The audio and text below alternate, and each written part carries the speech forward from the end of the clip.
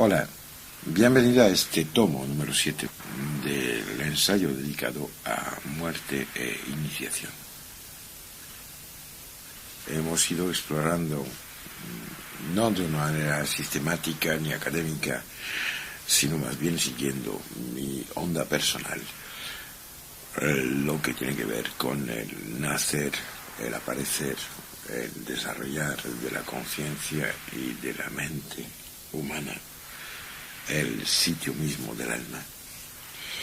Ahora tenemos que preocuparnos un poco de lo que en este mundo material y pragmático en el cual nos encontramos tiene que ver con esto.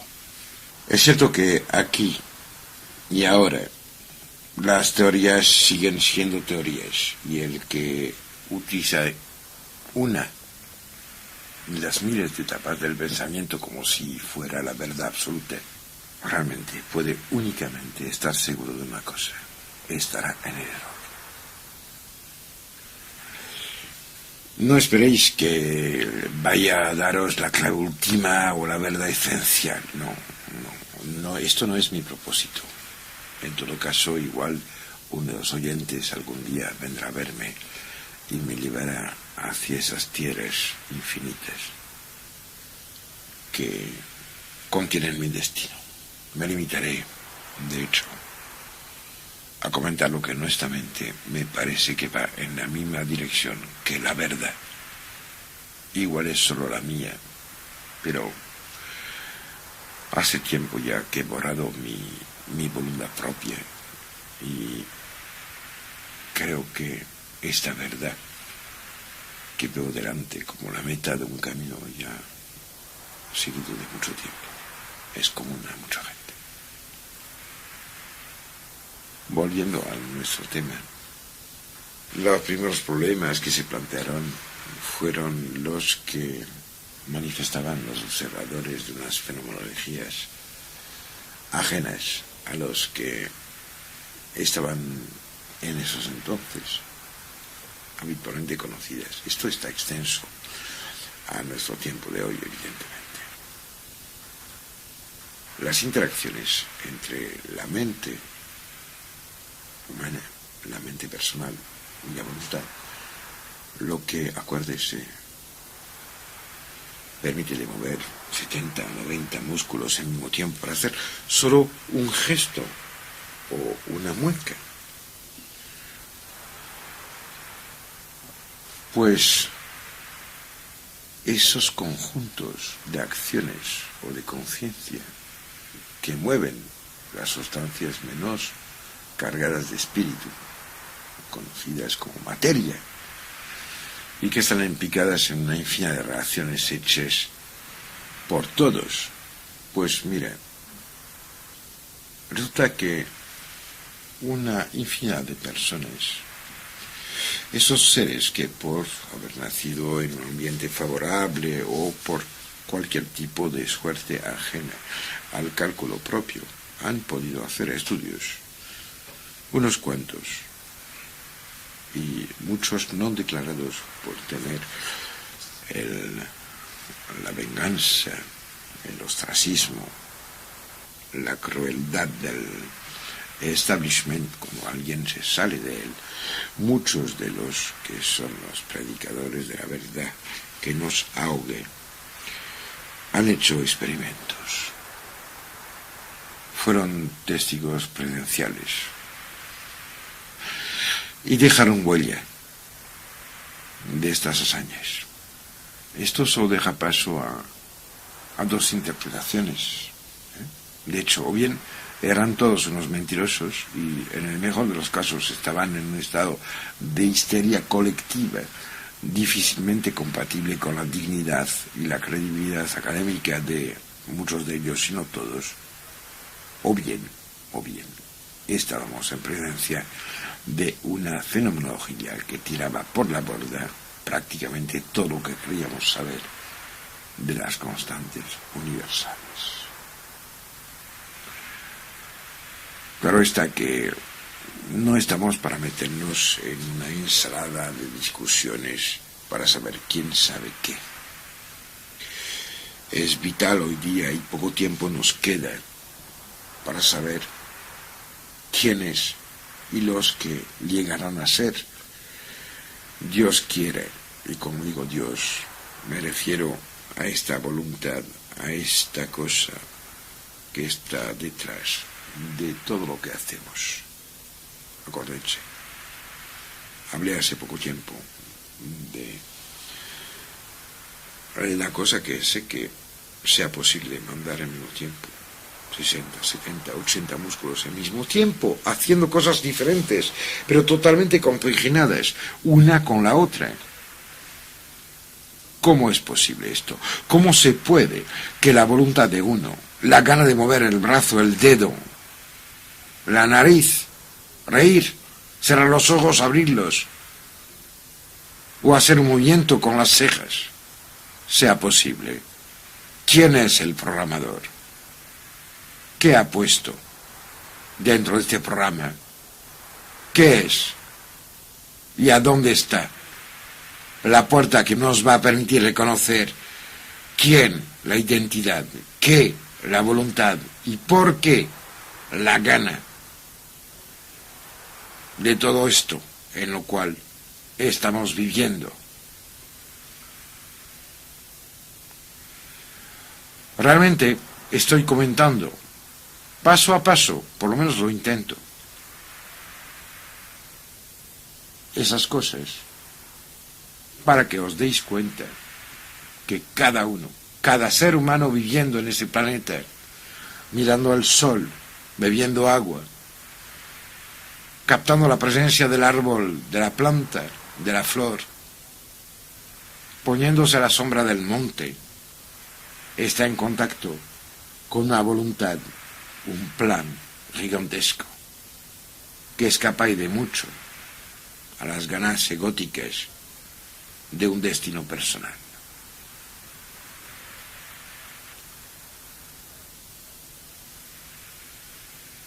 Realmente, cuando contemplamos esta gente que merece todo mi respeto, pero que no me interesa en absoluto, que son los científicos que han vivido cosas que ponen en duda lo que creían saber. Pues como esto ocurre, solo hay dos cosas: o bien están soñando porque están borrachos, o bien todo lo que se cree saber es falso. Por lo menos es lo que aparentemente hay. Pues no creo que ninguna de esas opciones tenga hoy día algún tipo de interés o de validez.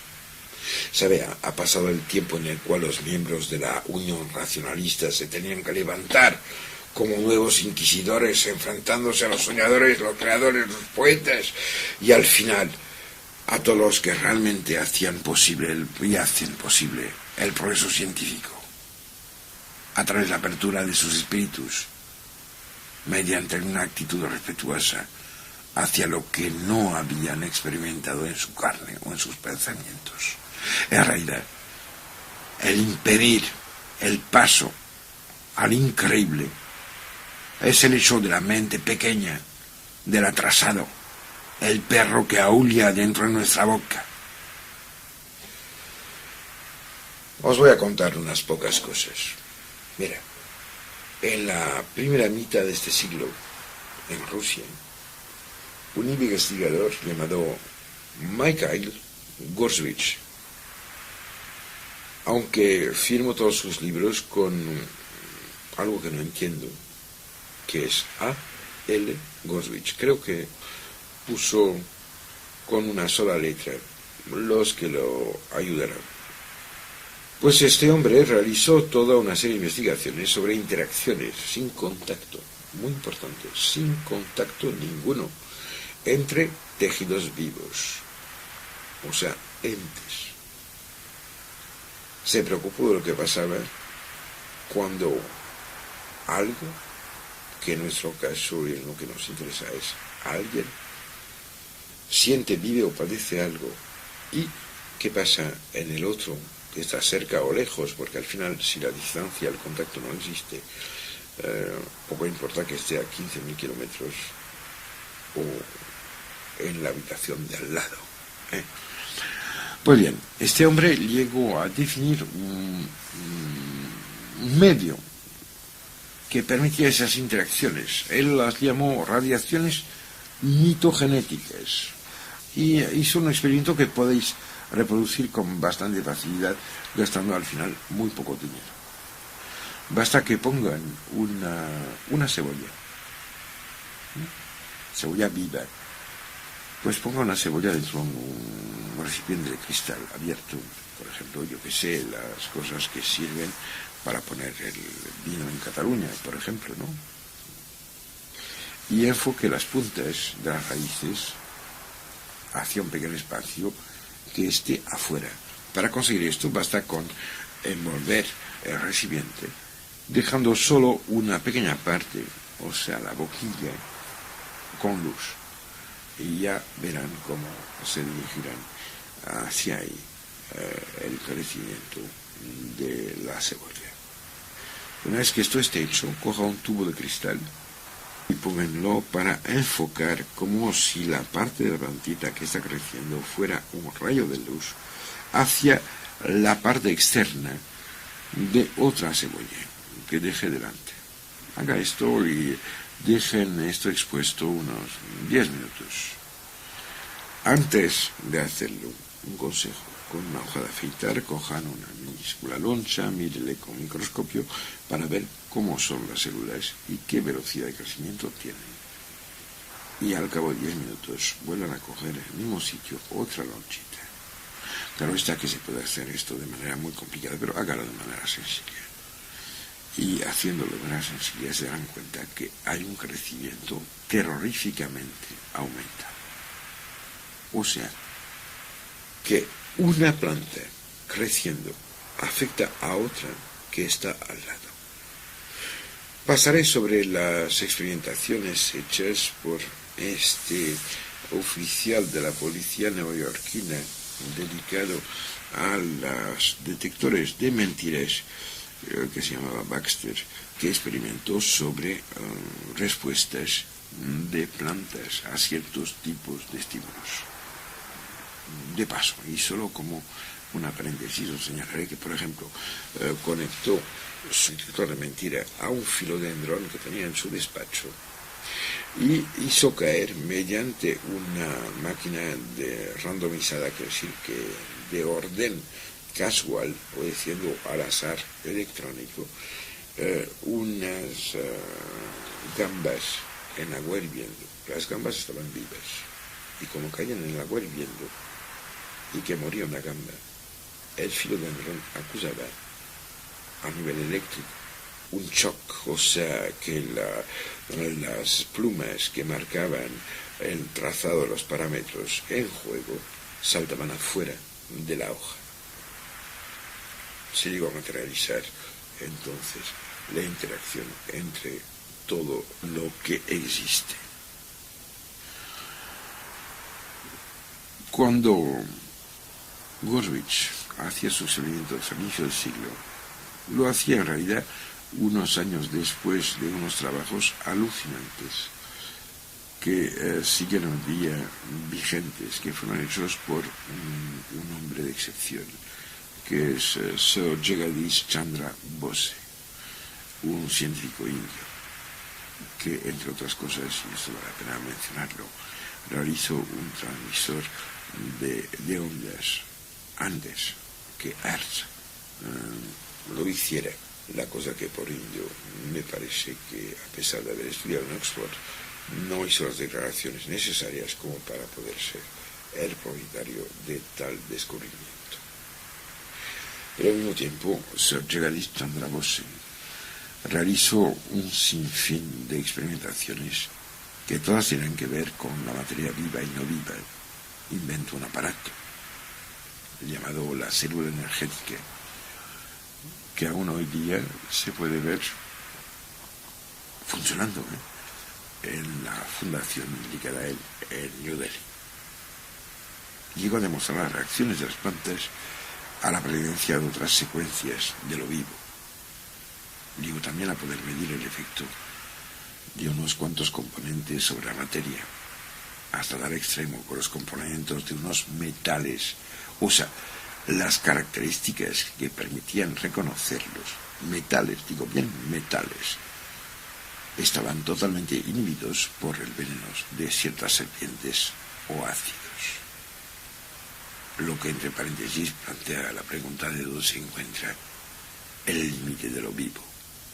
Creemos siempre que lo vivo es lo que se mueve, pero lo que se mueve es solo lo animado, y la conciencia nunca jamás me creo que haya sido encerrada en un par de zapatillas. Desde el tiempo en el cual se realizaron estos experimentos, que si les interesan, pues basta que vayan a cualquier biblioteca, normalmente hecha para encontrar los datos. Desde estos tiempos, una multiplicidad de investigadores se hace a prueba del soporte puesto en acción, en ocasión de las experiencias cercanas a la muerte, y es lo que estaba comentando ahora mismo, las experiencias de intercomunicación entre vivos. Ya sé, pueden dudar, pero mira, si dudan, pues es problema suyo. Realmente lo único que tendrían que hacer es informarse, porque la calidad intelectual de estos pensadores, así como la pletora de casos estudiados, hace que sea un crimen intelectual el negar la gigantesca interacción que existe entre lo vivo de una parte y entre todo lo existente de otra. Dese bien cuenta que he apuntado a vivo y existente. Vivo es lo que es capaz de reproducirse, o sea, organizando la materia bruta del universo que va hacia el caos, para hacer otra vez un plan llevado por un mensaje codificado dentro del ácido desoxirribonucleico. El existente, que no es lo vivo, aunque en nuestro caso de seres humanos se confunden, el existente es lo que es capaz de tener adentro algo que se podría poner afuera, o sea que el existente es susceptible de viajar de plano a otro, y lo vivo es susceptible de reproducirse al igual. El primer punto importante de todas esas investigaciones de las cuales he hablado radica en la necesidad de contemplar la existencia de una conciencia separada del organismo. O sea, quiero decir, una conciencia que no sea dependiente de la estructura orgánica y a la cual se pueda atribuir y que sea capaz en otras condiciones de producir interacciones con otras conciencias. Esto, y entre otras cosas, ha sido estudiado por Carl Osis y McCormick, publicando el resultado de ciertos trabajos suyos en el Journal of American Society for Psychical Research, volumen 74, de 1980, página 319-329, sobre Kinetic Effects at the ostensible location of an out-of-body projection during perceptual texting. O sea, observando los efectos cinéticos, o sea, de movimiento mecánico de cosas, mover un pitillo o un vaso, en una experiencia fuera y una proyección fuera del cuerpo. Esto es muy importante porque esas interacciones con la conciencia, o sea, subiendo en el orden estructural que rige nuestra existencia, parece ser que el control va de abajo hacia arriba. Y al mismo tiempo, realmente, estamos cuantificando hoy día esos resultados, pero sería importante darnos cuenta de que todo esto parece seguir una historicidad, una continuidad en el tiempo y en el espacio, como si, a pesar de la inconsciencia del cambio que alberga la humanidad, el hombre de hoy, plan del hombre de mañana y pasado mañana, sea muy diferente del de hace 200 años y creo del de hace menos de 100. Tienen que darse cuenta que todo lo que estoy diciendo, todas esas interacciones, implican tanto a la parte física nuestra como a la espiritual, y apuntan también hacia conclusiones inauditas. Harry Dawsey, que publicó se publicó en español, sí, este libro, sí se llegó a publicar la traducción, de la editorial Kairos, con el título Espacio, Tiempo y Medicina. Llegó a decir que, a la vista de la conexión increíblemente rica que todo ser humano tiene con el universo en sentido amplio y con todos los seres humanos, tenemos un concepto erróneo de la muerte. Si hay unidad en el universo, la muerte es imposible. ¿Han oído bien? La muerte es imposible. Esa riqueza de conexiones convierte en imposible la extinción personal, porque la extinción personal solo es posible en un universo en el cual y en el que sea posible el aislamiento personal. Puntitos. Y ahora, y nosotros no vivimos en semejante universo. Alucinante, ¿verdad? Increíble, fantástico. A este hombre no se le ha dado el Nobel, probablemente porque el fundador del premio no inventó una luz espiritual, sino de manera mucho más bestia, la dinamita. Lo que sí me llama la atención, y me gustaría acabar esta cara del 7º tomo de nuestra iniciación con esto. Lo que me llama la atención es que se habla del aislamiento personal. Se llama de conexiones.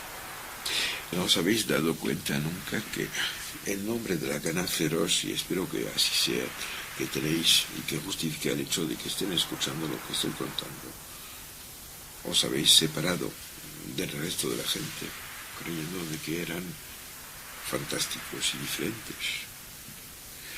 No piensan que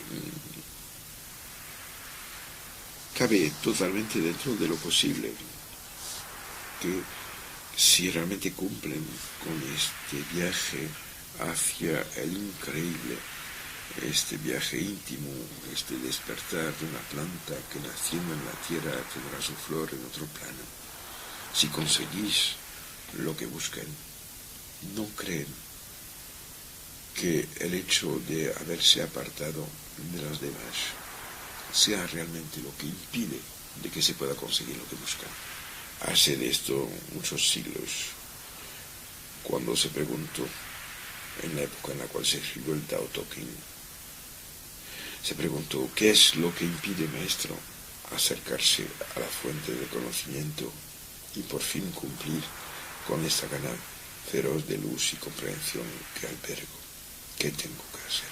Dice, si quieres encontrar el camino, tienes que apaciguar tu mente, porque lo que impide que veas por dónde tienes que ir es el hecho de preguntar por dónde se encuentra.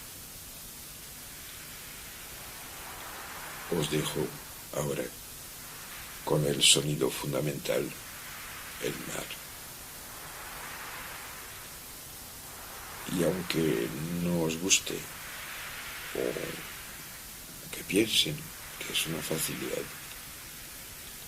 por lo menos os ruego que lo intenten.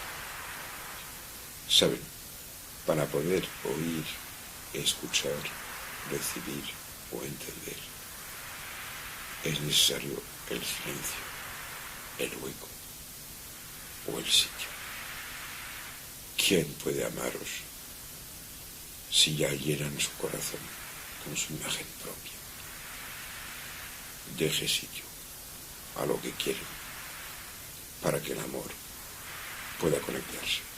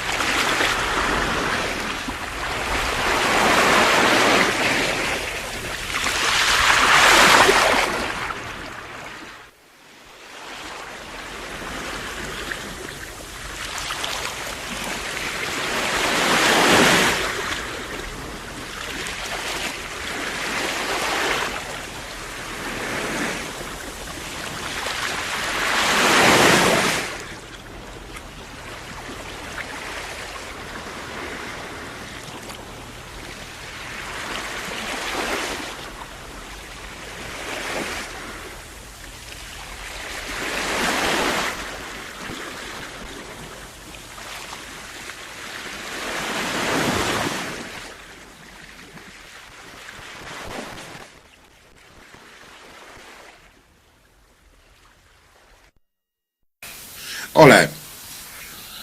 Desde unos 35 años, más o menos, se ha incrementado la cantidad de trabajos hechos en las direcciones que nos preocupan.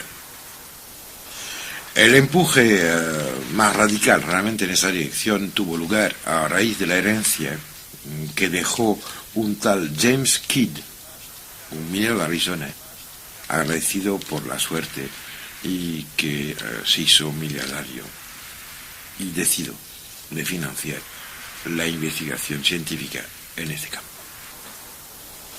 En 1968, la investigadora Celia Green del Institute for Psychological Research de Oxford, y que publicó en 1968 un libro que se llama Out of the Body Experience, o sea, experiencias fuera del cuerpo, creó un concepto fundamental y que ha marcado todas las investigaciones desde ahora hasta nuestros días. Este concepto es el de exomatismo, o sea, existencia corporal, o sea, corporalidad fuera del soporte orgánico. Y desde entonces se utiliza para definir el cuerpo sin cuerpo, que soporta la conciencia cuando ésta actúa fuera de los límites del cuerpo físico.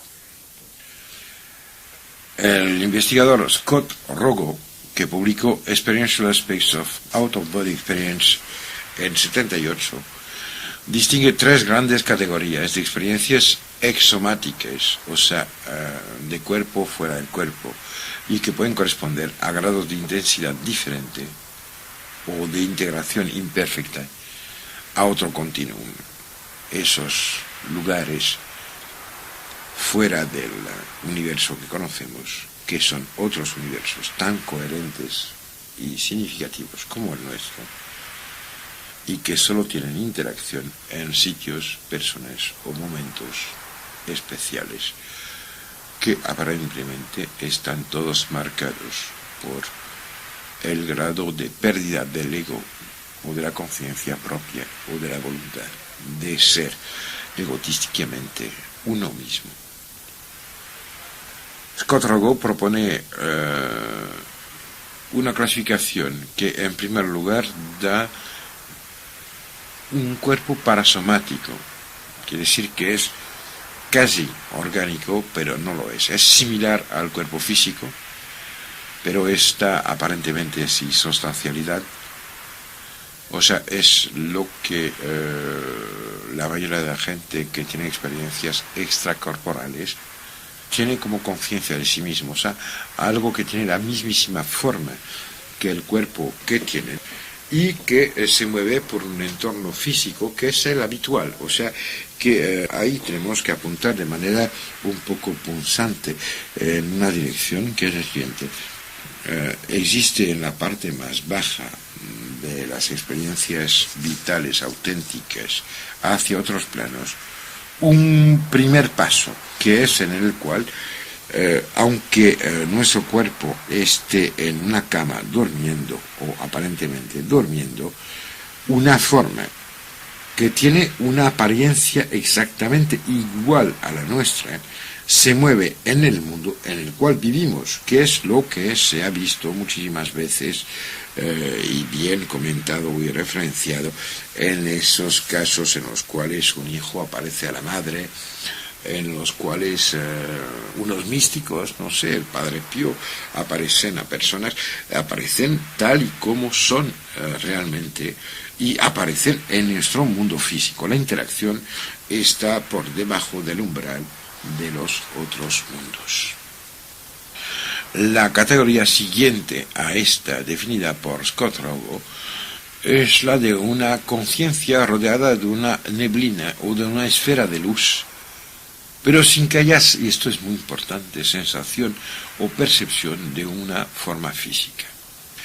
O sea, esto corresponde al momento en el cual empieza la autopercepción de la conciencia en sí, que es luz potencial, capacidad de integrar el sitio y el continuo espacio temporal en el cual sea que se encuentre. O sea que ahí está esta cosa que dice La lucidez no es tanto la luz que se recibe de las cosas que la que se pone encima de ellas.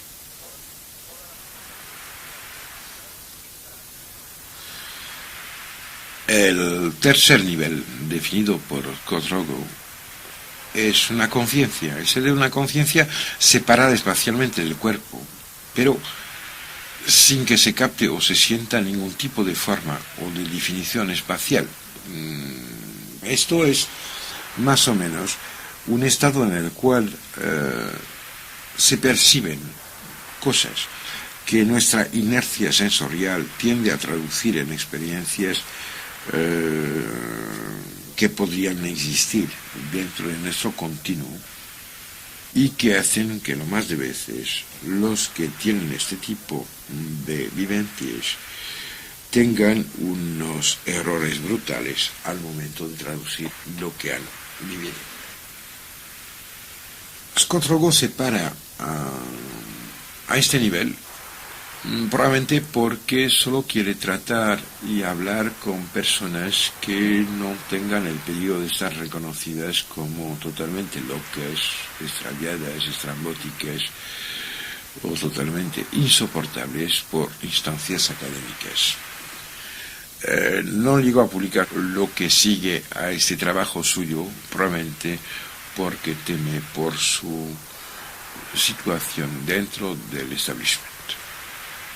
Más tarde, el doctor John Poyton, que publicó en el South Africa Society for Psychical Research en Johannesburgo en los años 75, un tratado que se llama Results of an Out-of-Body Survey, pues llegó a unas conclusiones un poco fuertes, porque después de un proceder muy frío, muy cruel, muy académico,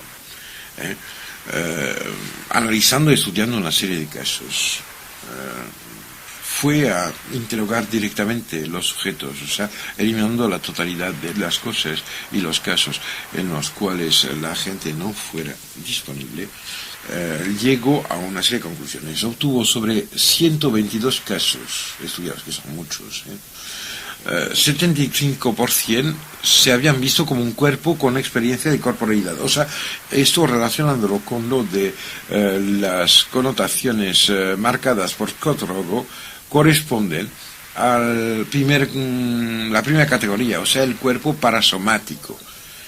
50% habían tenido su experiencia en estado de vigilia y gozando de buena salud, o sea, que son gente que sin, y esto es muy importante, haberse acercado a un proceso letal o un estado agónico o preagónico, ni haber vivido un estado cercano a la muerte, han tenido experiencias parecidas a las que sujetos anteriores relacionados por la historia nos habían dado como resultados.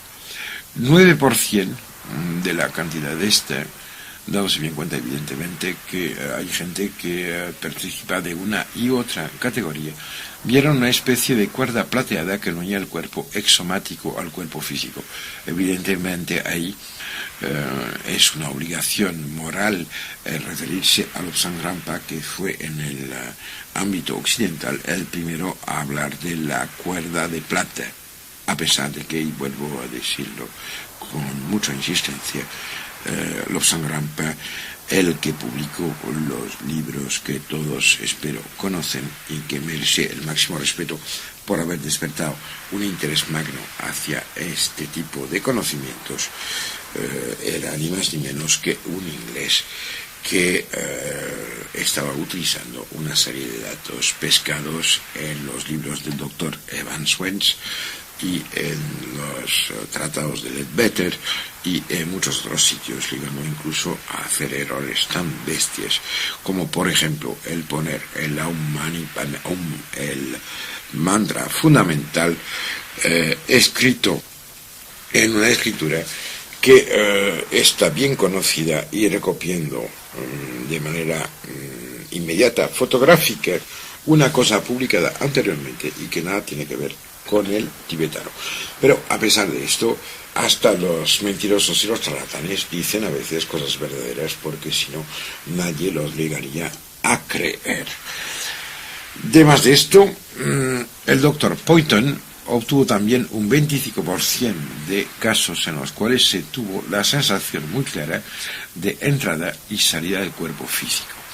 Ahí está evidentemente fundamental el darse cuenta que es el cuerpo físico, ya que algo que dice soy yo puede entrar y salir. ¿Dónde está la frontera entre este cuerpo en el cual estamos y quiénes somos? El que sufre, el que se mueve y trabaja, el que tiene que dormir, comer y cagar, este insoportable peso orgánico marcado por la gravedad y todas las leyes que derivan del estado físico más absolutamente cristalizado, más abajo de toda la cadena de evolución vital y espiritual del universo, es lo que marca nuestra disponibilidad o ausencia frente a lo que de manera evidente es la experimentación única y fundamental de nuestras vidas.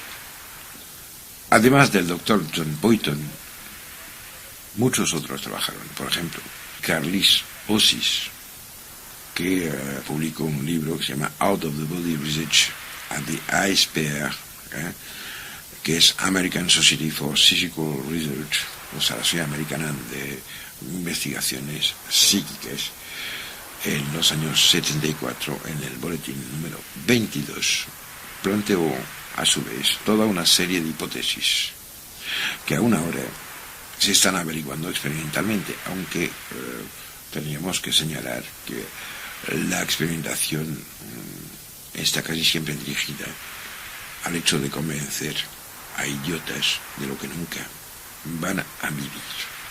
Carlis Osis dice que el ser humano posee un aspecto ectosomático capaz de operar independientemente y a distancia del cuerpo físico.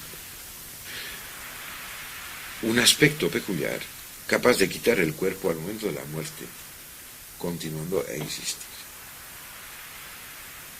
Y plantea una pregunta diciendo: ¿es posible dejar temporalmente el cuerpo físico como las experiencias fuera del cuerpo, o definitivamente en el momento de la muerte? Es la pregunta que nos hacemos. Me parece fascinante que después de varios decenas de miles de años de experiencias similares y de huellas marcadas por fuentes tradicionales, de una fuerza tan grande que la religión actualmente mayoritaria en el planeta derive de alguien que ha muerto y revivido, me parece increíble que aún se diga qué hay que hacer para demostrarlo.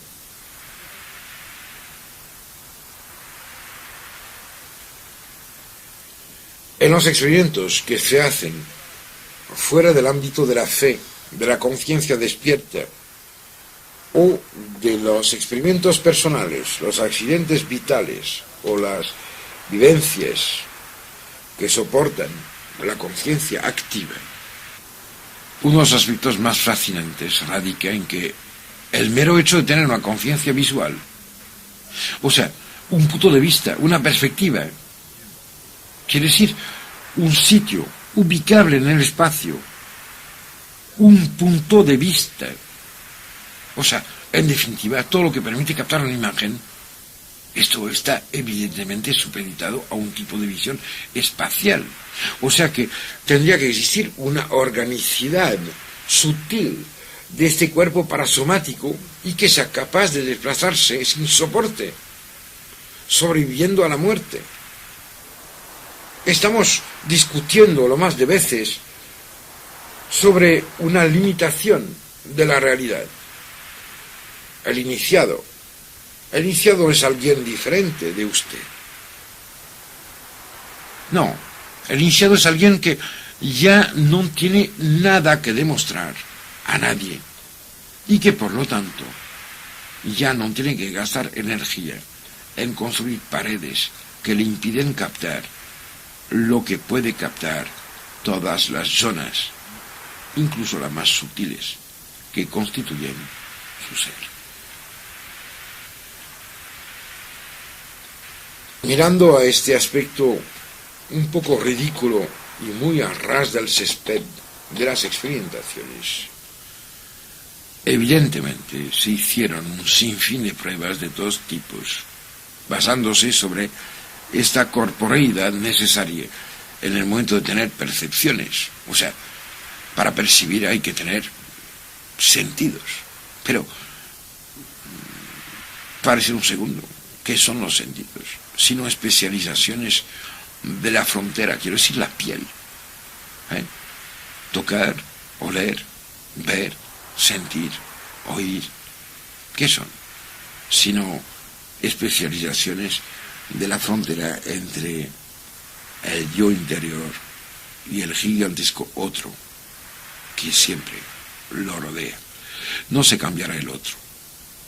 Lo que sí puede pasar es que si deja la cárcel de las percepciones fundamentales, si disuelve un poco esta frontera, que evidentemente impide a los demás de entrar dentro de lo que usted cree que es sí mismo, también permitirá a la esencia de lo que es divagar libremente por los espacios infinitos.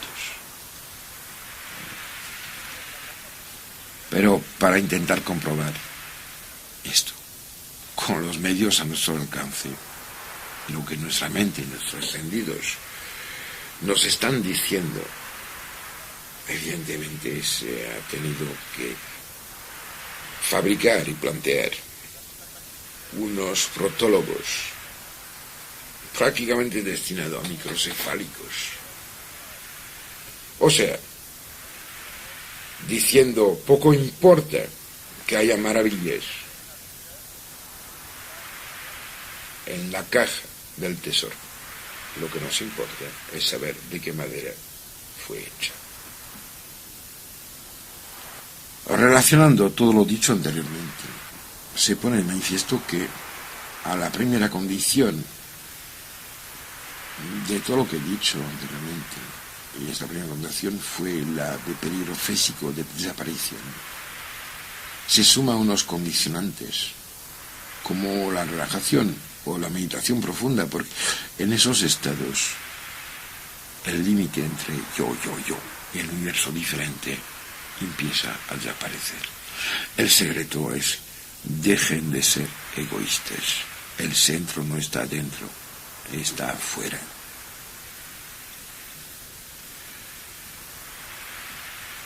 Esto nos obliga a tener en cuenta el hecho siguiente: las experiencias iniciáticas, el camino,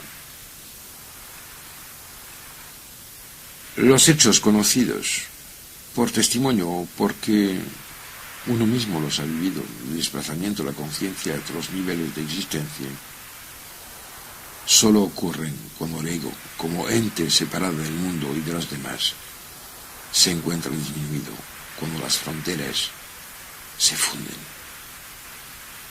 En ciertas escuelas iniciáticas, esta pérdida de la parte del ego que se opone a los demás es tal que entre los miembros de esas comunidades aparecen los fenómenos que hacen pensar en un metaser psíquico, en el cual las interacciones de los componentes individuales son aumentados en función directa del grado de liberación del ego de los participantes. Claro está que el grado de liberación del ego de los participantes no es ninguna musculación de la mente, transformándolos en un Schwarzenegger del alma, sino todo el contrario. Dejan fundir la parte que impide que el mundo pueda ser lo que son. Cuando esto funciona, también uno es lo que es la totalidad de este mundo, y que dentro de este también todos los demás mundos que existen en la infinidad de la galaxia. Teniendo esto en conciencia y volviendo a la parte más vasta de la realidad, es evidente que en la misma dirección tenemos que mirar para entender el proceso de la muerte, en el cual evidentemente no solo se diluye la individualidad biológica, la materialidad del cuerpo, sino que al mismo tiempo las secuencias egóticas, que dependían directamente de la apariencia física, de la historicidad de un sitio, un momento, unas relaciones con otros encerrados en su voluntad brutal de ser solo lo que son en un momento, en un sitio, pierden validez y dejan al descubierto la parte más intangible de la personalidad humana, este ser eterno, sin historia ni limitaciones casuales, que no se puede encerrar ni siquiera en la acumulación gigantesca de hazañas vitales que podría ser un historiador total. Esta parte que es el ojo, sin historia ni ganas, esta parte secreta y silenciosa, este maestro íntimo, que todos, que lo quieran o no, llevamos dentro. Si se paran un segundo e intentan prestar atención, verán cómo hay mensajes de esta presencia que no nace y no muere. Esta presencia, esta parte continua de la conciencia, es el hilo que asegura la continuidad entre vidas y vidas, momentos sin saber y momentos con iniciación. Cuando alguien vive la pérdida de coherencia orgánica, se libera una pequeña parte de esta conciencia inmanente. Y es a través de este proceso de liberación que se fragua el perfil del iniciado, que sea este activo, volviendo a la vida después de la experiencia, o pasivo, y que sigue en otros niveles de realidad su trayectoria propia. El soporte físico, y esto es muy importante, de todos estos fenómenos, tiene que cumplir ciertas condiciones para que las leyes generales de los campos físicos puedan efectivamente mantener la coherencia definida, que aunque sea parcialmente, pero que permite, y es la condición fundamental en este nivel más bajo en el cual nos encontramos, para que existe el recipiente, el sitio en el cual la luz de vida y el agua corporal esté contenido.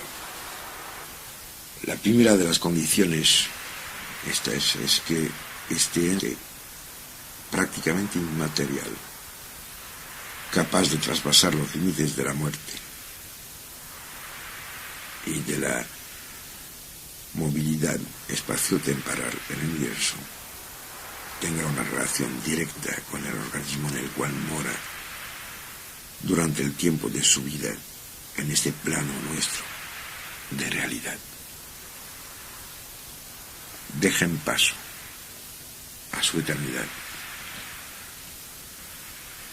Entiendo que no sea ni fácil ni pegado a lo que viven a diario, pero imagínense que dedicando, una hora en 2 semanas, que son muy pocos minutos cada día, a lo que voy a decir, a lo peor solo habrán pedido 2 horas en 2 semanas. Intenten abrir sin esperar encontrar nada, sin querer demostrar nada. Dejen que las prodigiosas ganas de vivir, saber y existir lleguen hasta su corazón. No intenten encerrarlas en palabras. Procuren quedarse calmos. Dejen que pase dentro de su mente el flujo eterno y prodigioso de la vida y de la conciencia.